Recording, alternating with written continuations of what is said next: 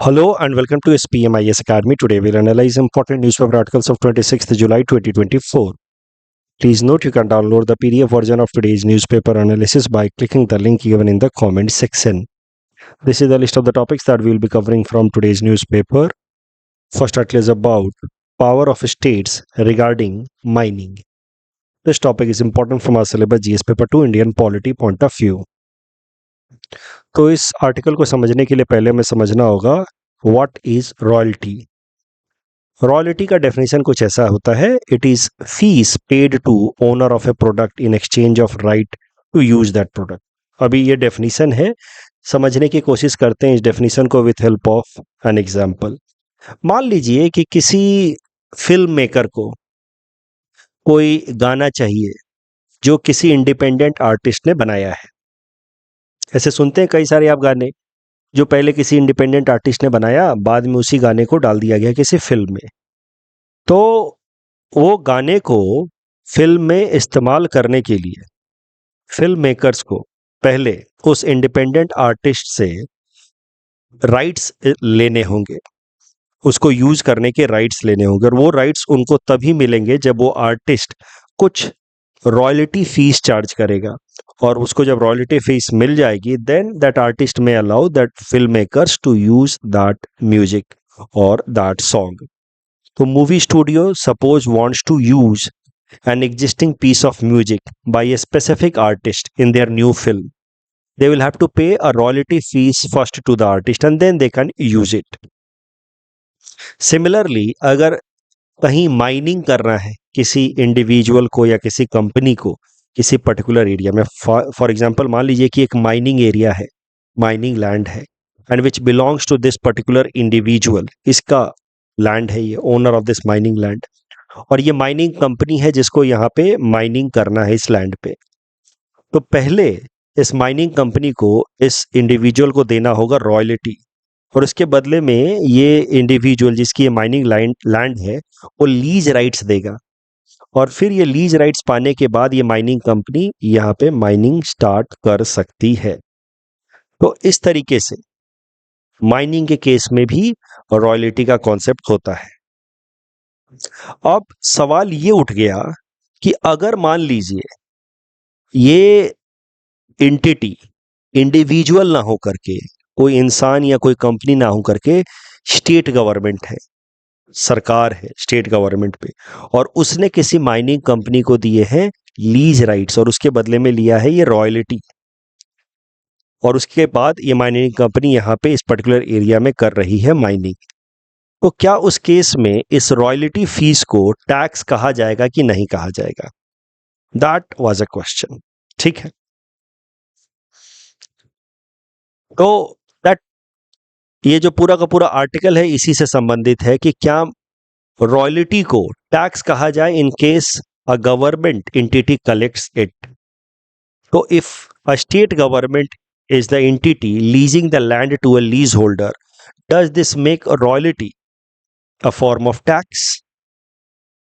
इसके लिए कानून भी है, माइनिंग एक्टिविटीज को रेगुलेट करने के लिए एक कानून है, mines and minerals development and regulation act of 1957। तो इस MMDRA act, mines and minerals development and regulation act के अंतर्गत इस रॉयल्टी फीस को क्या हम टैक्स कहेंगे? That is a question. मामला पहुंचा सुप्रीम कोर्ट में। सुप्रीम कोर्ट ने 1989 में, इस केस का नाम है India cement versus state of Tamil Nadu case में, कहा कि royalty is a kind of tax. क्योंकि हुआ क्या था, पूरा का पूरा मामला क्या था कि तमिलनाडु के सरकार ने माइनिंग के केस में जो रॉयल्टी फीस लिए उसके ऊपर थोड़ा सा सेस भी अप्लाई किया। सेस आपको पता होगा, cess is tax over tax. तो जो भी आप टैक्स कलेक्ट कर रहे हैं उसके ऊपर एक सर्टेन परसेंट अगर आप और कलेक्ट करें and use it for a specific purpose, तो उसको कहा जाता है सेस। फॉर एग्जाम्पल, जो हम लोग इनकम टैक्स भरते हैं वो इनकम टैक्स पे हम लोग 3% एजुकेशन सेस भी भरते हैं। तो मान लीजिए कि आपका इनकम टैक्स है 1 लाख रुपए, तो 1 लाख रुपए तो आप इनकम टैक्स भर ही रहे हैं, उस 1 लाख रुपए का 3% यानी कि 3,000 रुपए आप और भरेंगे, यानी कि टोटल आप पैसा देंगे सरकार को 1,03,000 रुपए। 1,00,000 रुपए इनकम टैक्स प्लस 3,000 रुपए सेस के तौर पे, एजुकेशन सेस के तौर पे। तो सेस कैसा होता है? Cess is tax on tax applied by the government and used that money या proceed collected in form of cess is used for a specific purpose। Tamil Nadu की सरकार ने रॉयल्टी के ऊपर भी सेस लगाना शुरू कर दिया फॉर सर्टेन पर्पसेस, किसी पर्पस के लिए लगा दिया होगा सेस। तो फिर यह मामला पहुंचा, इंडिया सीमेंट ने केस कर दिया तमिलनाडु की सरकार के ऊपर कि रॉयल्टी के ऊपर किस बात का सेस, क्योंकि सेस तो टैक्स के ऊपर टैक्स लगता है अगर लगाना भी है तो। क्वेश्चन यहां पे आया कि क्या रॉयल्टी टैक्स है कि नहीं है, दैट इज अ क्वेश्चन। अगर रॉयल्टी टैक्स है तो उस केस में उसके ऊपर सेस लगाया जा सकता है, अगर नहीं है तो फिर नहीं लगाया जा सकता।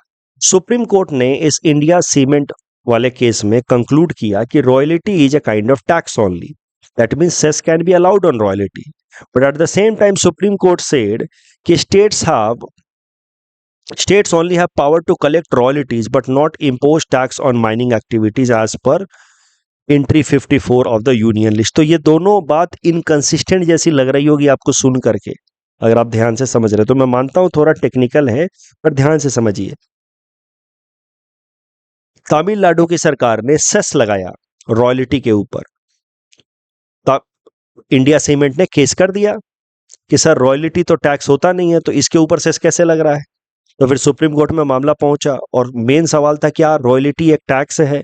सुप्रीम कोर्ट ने कहा yes royalty is a tax, but at the same time कहा कि state governments can collect only royalties but not impose tax on mining activities as per entry 54 of union list. Entry 54 of union list क्या कहता है कि mining related जो भी mining and minerals development related जो भी रेगुलेशन है that is in union list, मतलब इससे रिलेटेड जो भी कानून है वो भारत सरकार बनाएगी। और फिर इसी पावर का इस्तेमाल करके भारत सरकार ने mines and minerals development and regulation act बनाया 1957 में, जिसके अंतर्गत माइनिंग एंड मिनरल एक्टिविटीज को रेगुलेट किया जाता है। तो आपको पता है संविधान के अंदर स्टेट के यूनियन के पावर को सेग्रीगेट किया गया है with help of union list, state list and concurrent list. Concurrent list पे दोनों ही कानून बना सकते हैं, लेकिन अगर यूनियन गवर्नमेंट ने लॉ बना दिया तो फिर स्टेट गवर्नमेंट के लॉ अगर इनकंसिस्टेंट हैं विथ यूनियन लॉ तो उस केस में यूनियन गवर्नमेंट का लॉ यानी कि पार्लियामेंट का लॉ प्रिवेल करेगा। तो यह है concept of list in the constitution, 7th schedule में मेंशन्ड है। उसके अंदर 54 एंट्री में यूनियन लिस्ट में मेंशन किया गया regulation of mines and minerals as part of union list, यानी कि इस पर टैक्स रिलेटेड जो भी नियम है जो भी प्रोविजंस है वो यूनियन सरकार बनाएगी। सुप्रीम कोर्ट ने क्या कहा इस इंडिया सीमेंट वाले केस में, royalty is tax but states can only collect royalty but not impose tax. तो सुन के ही आपको इनकंसिस्टेंट लग रहा होगा ये बात कि रॉयल्टी एक तरीके का टैक्स है लेकिन स्टेट गवर्नमेंट रॉयल्टी ले सकती है बाकी टैक्स नहीं लगा सकती, क्योंकि टैक्स माइनिंग पे सिर्फ यूनियन गवर्नमेंट लगा सकती है as per entry 54। Supreme court ने अपने इस स्टेटमेंट को बदला साल 2004 में। देखिए 15 साल बाद केस हुआ इसी मामले पे, वेस्ट बंगाल वर्सेस केशोराम इंडस्ट्रीज में, कि सर ये कैसे हो सकता है। सवाल पूछा गया कि एक तरफ आप कह रहे हैं कि रॉयल्टी एक तरीके का टैक्स है लेकिन स्टेट्स रॉयल्टी कलेक्ट कर सकते हैं बट टैक्स नहीं लगा सकते माइनिंग एक्टिविटी पे, ये थोड़ा इनकंसिस्टेंट लग रहा है सुन करके। तो सुप्रीम कोर्ट ने माना इस West Bengal versus Kesoram industry case में कि हमसे टाइपोग्राफिकल एरर हुआ है इंडिया सीमेंट वाले फैसले में। वहां पे असल में हम कहना चाहते थे कि royalty is cess on royalty is a tax and thus states can not apply it. असल में सेस ऑन वर्ड रह गया, टाइपिंग एरर हो गया और आ गया रॉयल्टी इज टैक्स। तो मतलब हम कहना चाहते थे इस केस में कि royalty itself is not a tax but cess applied on royalty is a tax or a type of tax, and since state governments cannot apply tax on mining activities, that is why they cannot be allowed to charge cess, but they should be allowed to collect royalty। Essentially वो कहना चाह रहे थे कि cess on royalty is a tax but royalty itself is not a tax. और हमसे हुआ है टाइपोग्राफिकल, टाइपिंग में एरर हुआ है जी, बोलने में एरर हुआ है, ठीक है। बट ये जो बेंच थी केशोराम इंडस्ट्री वाले केस में सुप्रीम कोर्ट की, ये स्मॉलर बेंच थी आज कंपेयर्ड टू ये इंडिया सीमेंट वाला। तो जब भी कोई स्मॉलर बेंच कोई भी फैसला सुनाए, तो वो फैसला अगर किसी larger bench of supreme court के फैसले के अगेंस्ट जा रहा है, तो उस केस में जो लार्जर बेंच का फैसला है वो माना जाएगा। फॉर एग्जांपल 5 जजेस की बेंच ने अगर कोई फैसला सुनाया है और फिर बाद में 3 जजेस की बेंच कोई दूसरा नया फैसला सुनाते हैं जो 5 जजेस के बेंच वाले फैसले से उल्टा है, तो उस केस में 5 जजेस के बेंच वाला फैसला माना जाएगा। तो इसी कारण से चूंकि केशोराम इंडस्ट्रीज वाले केस में जो नंबर ऑफ जजेस थे on the bench that was lesser, इसीलिए फिर ये प्रोविजन चेंज नहीं हो पाया लीगली, इंडिया सीमेंट वाला प्रोविजन। फिर ये मामला करेंटली 9 जजेज बेंच सुन रहे हैं और उनने ये पुरानी गलती को ठीक किया और उन्होंने स्पष्ट तरीके से कहा कि royalty is not a tax, there is conceptual difference between royalty and taxes. Royalties are based on specific contract between lease holder and lessor. Lessor मतलब वो आदमी होता है या वो एंटिटी होती है जो लीज पे लेती है property, who leases the property, तो वो जो लीज पे देती है प्रॉपर्टी, राइट। तो लीज होल्डर एंड लीजर के बीच में ये जो कॉन्ट्रैक्ट होता है उसको, उसके लिए जो फीस मिलता है उसको कहा जाता है रॉयल्टी। और जो रॉयल्टी है वो एक इवन प्राइवेट पार्टी भी कलेक्ट कर सकती है। Lessor can be a private party also, कोई जरूरी नहीं कि सरकार भी हो, यानी कि रॉयल्टी कोई प्राइवेट आदमी भी कलेक्ट कर सकता है। That means there is technical difference between the word royalty and tax. But जबकि taxes are applied by government for public purposes, ठीक है। तो रॉयल्टीज आर टू लेजर्स जो लीज पे प्रॉपर्टी अपनी देते हैं, जबकि tax is collected by government for public purposes. तो थोड़ा सा टेक्निकल मामला है, बट चूंकि आज सारे अखबारों में ये था, प्रीलिम्स में इस तरह के सवाल पूछे जा सकते हैं, मेंस में भी आपसे mines and minerals development act पे सवाल पूछा जा सकता है, तो मैंने बता दिया। इसमें 2-3 बातें हमने देखी कि रॉयल्टी क्या होता है। सुप्रीम कोर्ट पे सवाल था कि रॉयल्टी और टैक्स क्या एक ही चीज है, can they be considered same. Supreme court ने पहले कहा हाँ, बाद में कहा नो नो, हमसे टाइपोग्राफिकल एरर हुआ था। अब सुप्रीम कोर्ट ने करेंटली इसको क्लैरिफाई किया है 9 जजेस की बेंच ने कि of course this two are different. Royalty is a kind of specific money which is outcome of a specific contract that can be charged by even a private party, जबकि tax is collected only by government. The next article is about artificial intelligence impact on global warming. This topic is important from our syllabus GS paper 3 environment point of view. Current news ये है कि Google ने report किया है कि उसका 13% increase हुआ है green house gas emission in this year with respect to previous year. This year से हमारा मतलब है जो साल का पूरा डेटा आ चुका है, यानी कि 2023 में उसने 2022 की तुलना में 13% ज्यादा इमिशन किया है। और ज्यादा इमिशन करने के पीछे कारण है कि उसने इलेक्ट्रिसिटी ज्यादा कंजम्पशन किया है, उसके डेटा सेंटर्स में इलेक्ट्रिसिटी ज्यादा कंज्यूम हुआ है। और इलेक्ट्रिसिटी ज्यादा कंज्यूम होने के पीछे बड़ा कारण है कि अब आर्टिफिशियल इंटेलिजेंस का यूजेस बढ़ रहा है। तो इसको लेकर के एक नया कंसर्न आया कि एआई के कारण ग्रीन हाउस गैसेस इमिशंस ज्यादा हो रहे हैं, जिसका इम्पैक्ट ग्लोबल वार्मिंग पे और ज्यादा पड़ेगा। तो आखिर क्यों AI is impacting global warming, ऐसा कैसे हो रहा है?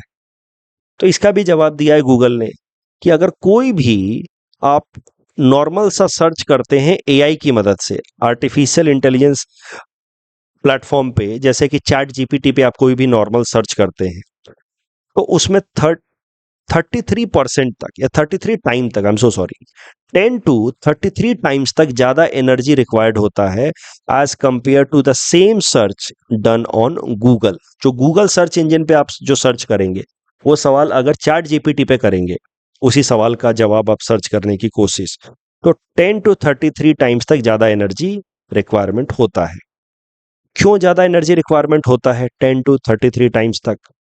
क्योंकि ज्यादा इलेक्ट्रिकल इंपल्सेस वगैरह चाहिए होते हैं, वो हम अगले पेज पे देखेंगे। तो मुद्दा यह है कि अगर एआई बेस्ड आप सर्च करोगे या एआई बेस्ड आप इमेजेस जनरेट करोगे तो उसमें ज़्यादा एनर्जी चाहिए।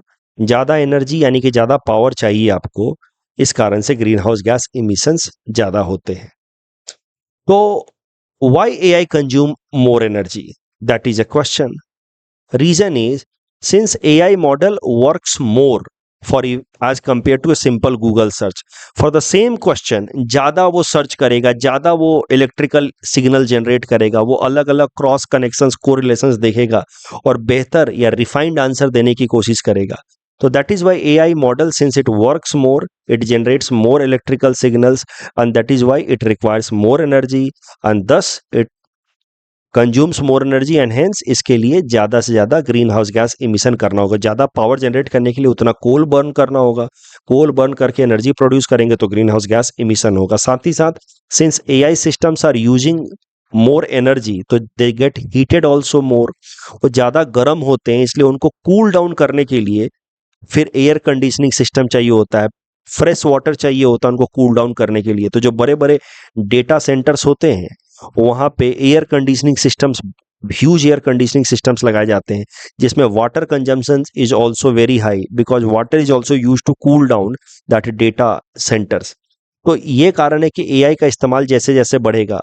उसके अलावा not just AI, all digital application जो जैसे कि क्रिप्टो करेंसीज हैं, क्रिप्टो करेंसीज की माइनिंग करने में, यानी कि उनको नेचुरल जो ओरिजिनल तरीके से डेवलप करने में, जैसे बिटकॉइन वगैरह को ओरिजिनली जहां से डेवलप किया जाता है उस प्रोसेस को कहा जाता है माइनिंग। इन सारी एक्टिविटीज में बहुत सारा एनर्जी रिक्वायरमेंट होता है, इस कारण से पावर कंजम्पशन ज़्यादा होगा, ग्रीन हाउस गैसेज ज़्यादा रिलीज होंगे, प्लस बहुत सारी हीटिंग होती है, उस कारण से एयर कंडीशनिंग सिस्टम ज़्यादा चाहिए होती है, जिस कारण से पावर कंजम्पशन बढ़ जाता है एंड वाटर कंजम्पशन बढ़ जाता है। तो ये सब कुछ निगेटिव एस्पेक्ट्स हैं AI के on environment, and that might lead to global warming. But एक ऑल्टरनेट व्यू भी है कि आर्टिफिशियल इंटेलिजेंस की मदद से ऐसे स्मार्ट इक्विपमेंट्स आ रहे हैं आजकल जो ज़रूरत के हिसाब से ही पावर कंज्यूम कर रहे हैं। जैसे स्मार्ट AC की लोग बात कर रहे हैं, स्मार्ट रेफ्रिजरेटर, जितनी ज़रूरत है उसी हिसाब से पावर कंज्यूम करेगा। तो अगर इस तरीके के इक्विपमेंट्स बनाए जाएं तो that could help us in reducing power consumption. तो एक ऑल्टरनेट व्यू भी है कि बोस्टन कंसल्टिंग ग्रुप कहता है कि अगर AI का इनकॉर्पोरेशन किया गया इंडस्ट्रियल प्रैक्टिसेस के लिए तो 5 से लेकर के 10% तक ग्लोबल इमिशन को कट डाउन भी किया जा सकता है। तो सॉल्यूशन ये निकल करके आता है कि AI का हमें बड़ी ही समझदारी से प्लान्ड तरीके से इस्तेमाल करना है ताकि एनवायरनमेंट के ऊपर निगेटिव ना हो करके पॉजिटिव इंपैक्ट पड़े। इस टॉपिक के बेसिस पे प्रीलिम्स प्रैक्टिस क्वेश्चन हमने आपको दे रखा है। Please attempt this question and submit the answer in the comment section. इस डिस्कशन के ऊपर ऐसा मेंस में आपसे प्रश्न पूछा जा सकता है, एक क्वेश्चन और साथ ही साथ एसोसिएटेड मैंने हिंट्स आपको दे रखा है। आपको ये आंसर खुद से अटेम्प्ट करना चाहिए, जरूरत पड़े तो हिंट्स देख करके अटेम्प्ट कीजिए, but try to write one answer daily. Next topic is climate finance taxonomy. एक कॉन्सेप्ट क्या है वो देखेंगे। This topic is important from our syllabus GS paper 3 Indian economy point of view. News में ये टॉपिक इसलिए आया क्योंकि यूनियन बजट 2024-25 में हमारे फाइनेंस मिनिस्टर जी ने इस टर्म का इस्तेमाल किया। उन्होंने कहा कि now government of India will develop climate finance taxonomy. Taxonomy का मतलब टैक्स से नहीं है, ये मत समझिएगा टैक्स है। टैक्सोनॉमी से मतलब है नोमेनक्लेचर या क्लासिफिकेशन। तो अब सरकार क्या करेगी, जो फंड रेज करने के अलग अलग तरीके हैं, जैसे कंपनियां मार्केट में जाती हैं, बॉन्ड रिलीज करती हैं, शेयर्स रिलीज करती हैं जिनको हम लोग इक्विटीज कहते हैं, और उससे फंड रेज करती हैं, तो उसको कहते हैं हम लोग फाइनेंस रिलेटेड एक्टिविटीज। तो फाइनेंस रेज करके, फंड रेज करके अगर उस फंड का इस्तेमाल किसी इन्वायरमेंटल प्रोजेक्ट्स के लिए किया जाए, सस्टेनेबल डेवलपमेंटल प्रोजेक्ट्स के लिए किया जाए, जैसे मान लीजिए सोलर पैनल्स लगाने हैं या विंड एनर्जी जनरेट करने के लिए अगर कोई प्रोजेक्ट आ रहा है, उसके लिए आप फाइनेंस रेज कर रहे हैं, तो इस तरीके के जितने भी फाइनेंशियल इंस्ट्रूमेंट्स हैं उसको अलग से कैटेगराइज किया जाएगा as per this new concept climate finance taxonomy. Taxonomy मतलब कैटेगराइजेशन, फाइनेंस मतलब तो किसी भी प्रोजेक्ट के लिए पैसा रेज करना, क्लाइमेट फाइनेंस मतलब क्लाइमेट चेंज से डील करने के लिए जो प्रोजेक्ट्स लाए जा रहे हैं, यानी कि सस्टेनेबल डेवलपमेंट वाले जो प्रोजेक्ट्स लाए जा रहे हैं, उन प्रोजेक्ट्स को फाइनेंस करने के लिए जो फाइनेंशियल इंस्ट्रूमेंट्स रिलीज किए जाएंगे, उनका अलग से कैटेगराइजेशन करेगी सरकार।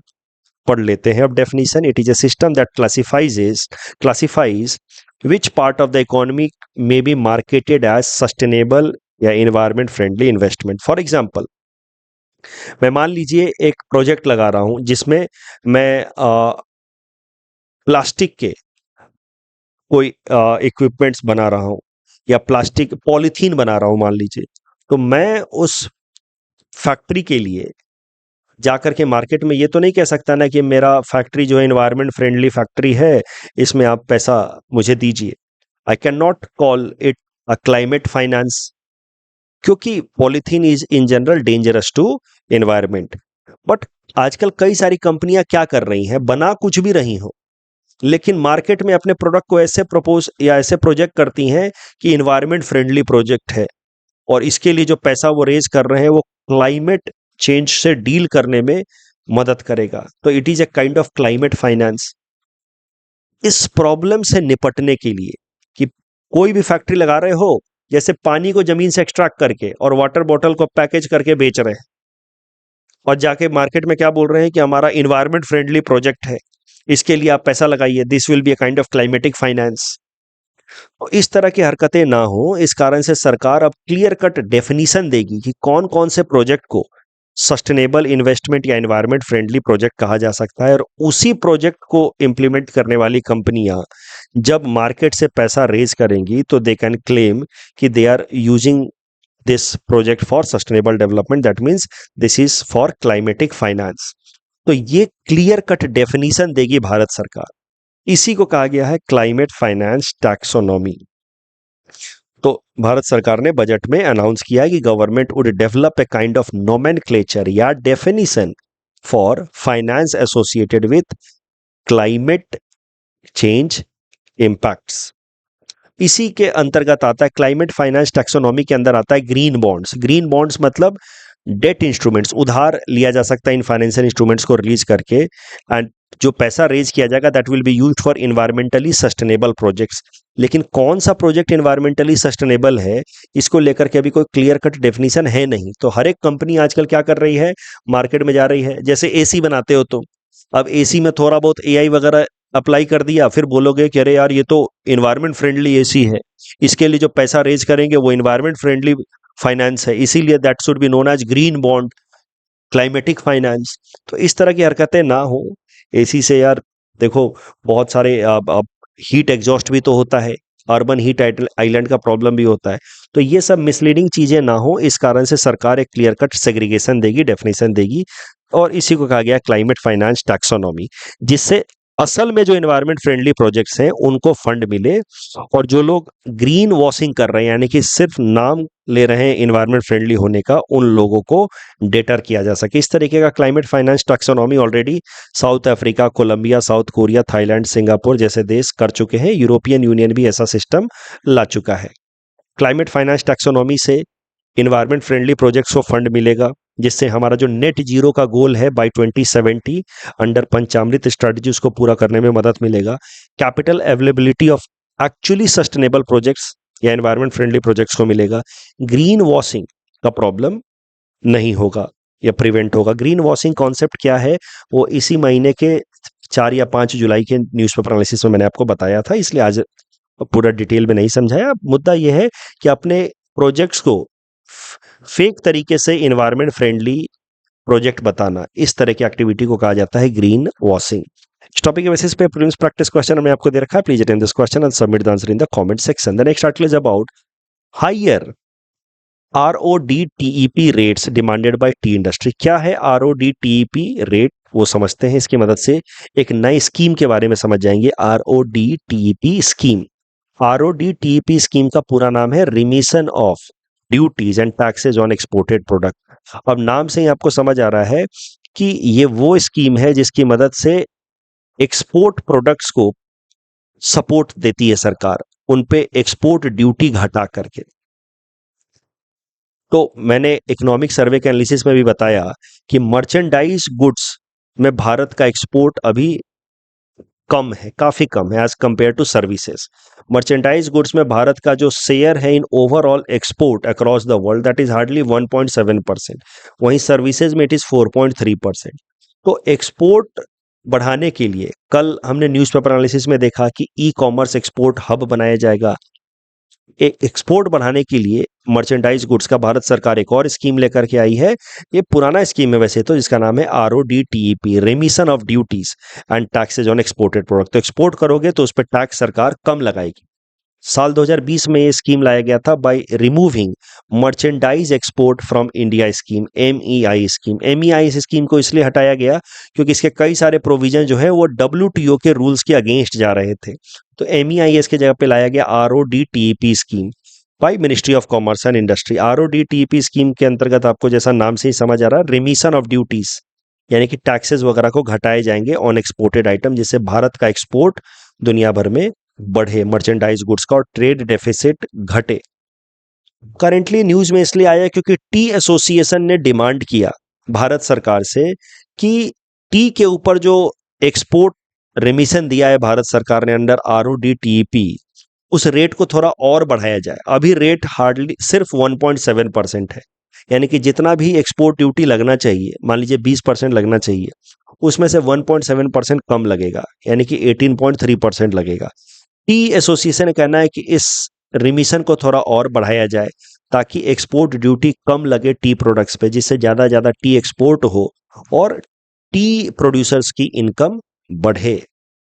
तो कभी भी आपसे ये प्रश्न पूछा जाए कि मर्चेंडाइज गुड्स के एक्सपोर्ट को प्रमोट करने के लिए क्या क्या स्टेप्स लिए जा रहे हैं, तो एक जैसे आप बोल सकते हैं ई कॉमर्स एक्सपोर्ट हब बनाया जा रहा है। कल हमने देखा, आज आप देख ही चुके हैं, RODTEP स्कीम लेकर के आई है भारत सरकार। इस तरीके से आप अपने आंसर को बिल्ड कर सकते हैं। इस टॉपिक के बेसिस पे ये प्रीलिम्स प्रैक्टिस क्वेश्चन है। Please attend this question and submit the answer in the comment section. Next article is about Durbar Hall and Ashok Hall renamed. This topic is important from prelims perspective. तो हमारी president Draupadi Murmu ji ने president house या राष्ट्रपति भवन के 2 important halls का नाम बदल दिया है। दरबार हॉल का नाम बदल करके अब रख दिया गया है गणतंत्र मंडप, और अशोक हॉल का नाम बदल करके रख दिया गया है अशोक मंडप। ये दोनों नाम बदले गए हैं ताकि प्रेसिडेंट हाउस या राष्ट्रपति भवन के अंदर जो भी इंपॉर्टेंट जगह हैं उनका नाम भारतीय कल्चर और सभ्यता को रिफ्लेक्ट करे। तो दरबार हॉल की जगह पे गणतंत्र मंडप और अशोक हॉल की जगह पे अशोक मंडप। दरबार हॉल जिसका नाम अब गणतंत्र मंडप हो गया, इसकी अगर बात की जाए तो वो ऐसा दिखता है। और यहाँ पे जितने भी अवार्ड सेरेमनी होते हैं, जिसमें भी मेडल्स वगैरह दिए जाते हैं, सिविल या डिफेंस मेडल, वो सब इसी गणतंत्र मंडप में ही दिए जाते हैं। उसके अलावा जो स्वेरिंग इन सेरेमनी होती है, जो प्रेसिडेंट करवाते हैं, जैसे कि चीफ जस्टिस ऑफ इंडिया को स्वेरिंग देना, वो सब गणतंत्र मंडप में ही होता है। जबकि वहीं अशोक हॉल जिसका नाम हो गया अब अशोक मंडप, earlier it was a ball room, मतलब ब्रिटिशर्स के टाइम में यहाँ पे थोड़े बहुत पार्टी फंक्शंस, ये सब डांस वगैरह होते थे। अब कैसा है कि अब यहाँ पे क्या होता है, आप अगर प्रेसिडेंट ने आपको इनवाइट किया है या किसी कंटिंजेंट ग्रुप को इनवाइट किया है, प्रेसिडेंट ने डेलीगेशन को इनवाइट किया, इनवाइट करते हैं वो, जैसे मान लीजिए क्रिकेट टीम को इनवाइट कर दिया प्रेसिडेंट ने, तो वो डेलीगेशन पहले यहाँ इंतजार करेगा। इनवाइट किया डिनर के ऊपर, बैंकेट, स्टेट बैंकेट, तो पहले वो इंतजार करेंगे यहाँ पे अशोक हॉल में, और फिर कमेंसमेंट उनको भेजा जाएगा in the state banquet hosted by the president. ऐसा नहीं कि जाकर के सीधा पहुंच गए और डाइनिंग टेबल पर बैठ गए, ऐसा नहीं। तो अशोक मंडप में इंतजार करते हैं। It's a formal place of introduction for visiting an Indian delegations before commencement of the state banquet hosted by the president. तो प्रेसिडेंट आकर के यहाँ मिलेंगे पहले, फिर स्टेट बैंकेट में जाएंगे और वहां पे फिर जो भी है वो डिनर वगैरह होगा। कल जो हमने आपको प्रैक्टिस क्वेश्चन दिया था कि इनमें से कौन कौन से एक्टिविटी जो है वो कार्बन सेक्वेस्टरेशन, मतलब कार्बन को एब्जॉर्ब कर सकते हैं एटमॉस्फेयर से और उससे मिटिगेशन में मदद कर सकते हैं। All the 3 can. GM mustard को लेकर के आपको बताया मैंने, दिल्ली यूनिवर्सिटी ने इसको डेवलप किया है। तो तीसरा स्टेटमेंट गलत होते हैं, you get the answer through elimination technique. That's all from our side for today. Thanks for watching.